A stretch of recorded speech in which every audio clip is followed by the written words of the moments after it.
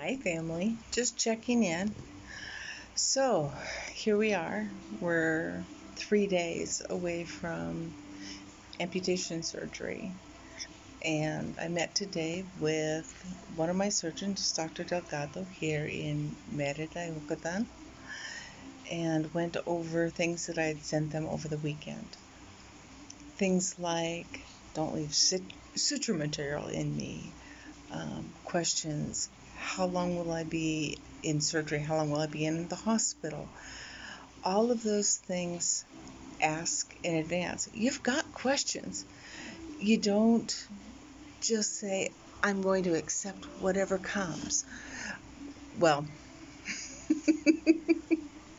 we do, but we can also be an educated patient. I've asked for some odd things and not been blown off. That is so important that you are heard, because this is a life-altering event that you're going through, whether it's an amputation, a spinal fusion, having a kidney removed, having cancer surgery, anything of that type. This involves you and your life. You need to ask all the questions in advance. It doesn't matter how silly you think they are, how small, how petty. Well, not petty, because nothing is petty in this regards. But if you have questions left unasked, I have to say, we're wrong if we don't ask.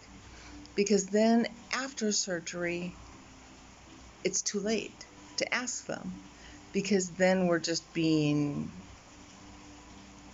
snippy, snide, questioning, and potentially trying to place a little bit of guilt on our surgeons or our hospital teams for kind of this, how dare you not anticipate that I'm going to have this type of question.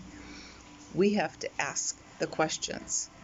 I wrote them all down. I sent them in WhatsApp because it's secure end to end. So it's not like it's a big deal. But my doctors here all use WhatsApp. Thank you, WhatsApp. I'm so delighted. Not only do they communicate with me, they communicate with each other. It's streamlined. It's efficient. It's secure. I love it. I love it. I can ask questions any time of day or night, and they can answer when they get a chance. A lot of times I send a question and my surgeons are in surgery. Blah.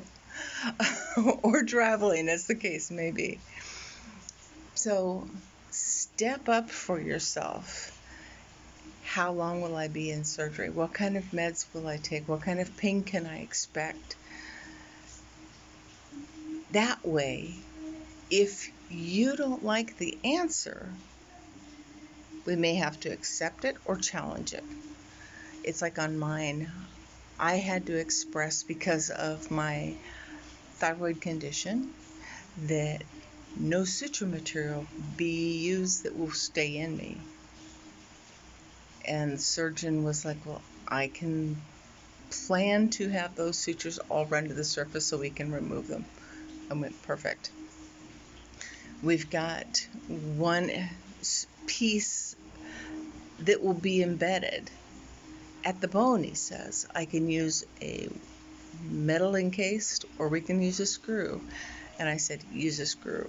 I said, I don't want to take the chance of the body deciding that that encased piece of metal, even though it's encased to protect it, is something to attack. So he said, okay, great. I will order up the screws from the hospital. See? Pieces of conversation that need to be had. If your surgeon ignores you, blows off your questions, you can throw up your hand and say, hold it. Either A, you listen to me, or B, I'm getting a new surgeon who will. Feel free to contact me if you're facing any kind of surgery.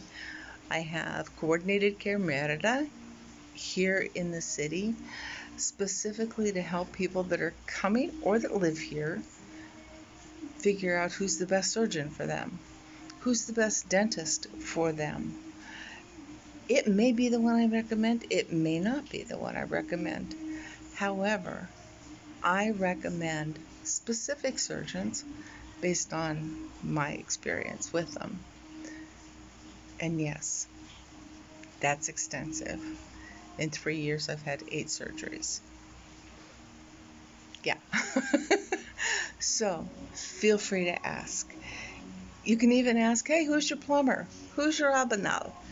I.e. your stonemason, your stoneworker, your concrete person, your electrician. Hi, Stephen. Ask. I don't care what the question is. You can say, hey, Kate, I've got this symptom and this symptom going on. Who do you think I should contact? I'll tell you. I don't hoard the information.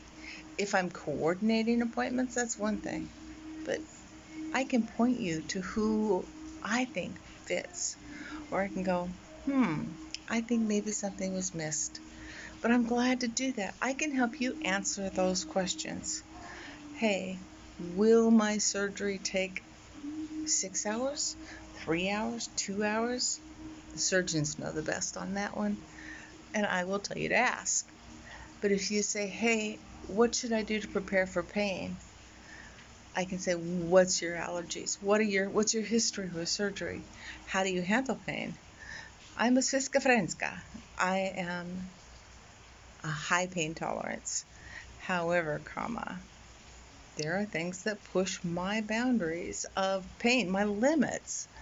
So I go in prepared knowing that I'm going to need to stair-step pain issues, pain coverage, pain support, beyond potentially what you've thought about.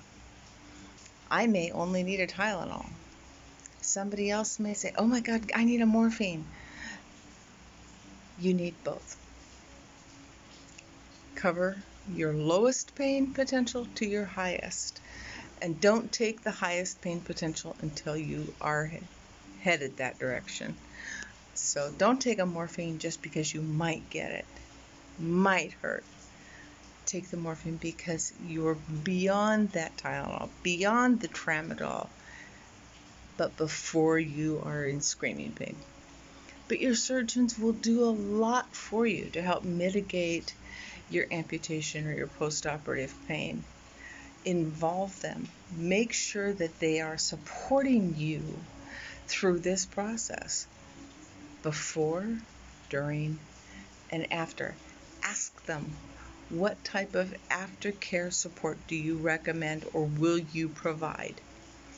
They may say, we'll coordinate with a physio, get you physical therapy almost immediately. They may say, we'll coordinate a pain doctor if necessary. But talk to your surgeons. Bring them on team as part of your coordinated staff, because they really are. They are the professionals working for your best outcome. And they can only do that if you are an involved patient. So, write down your questions. Write them on a notepad. I write them in WhatsApp. Write them in Notepad on your computer. I don't care. Write down your questions. Oh, well, I thought of this today. Write it down. Send it. Here in Mexico, I recommend sending one question at a time, just to make sure that it's addressed one question at a time. It's how the brain works sometimes. I'm blessed. I've got surgeons that I sent them 12 questions. And I sat down with them today and I said, let's go through these because I need to address these. So you've got a team that's there for your best outcome. Understand that? Your best outcome. What's best for you? Not what's best for their ego or what has worked before. They need to remember this is about what's best for you. Here's my heart, giving you what I hope is best for you. If I can help, feel free to reach out. Bye, my loves.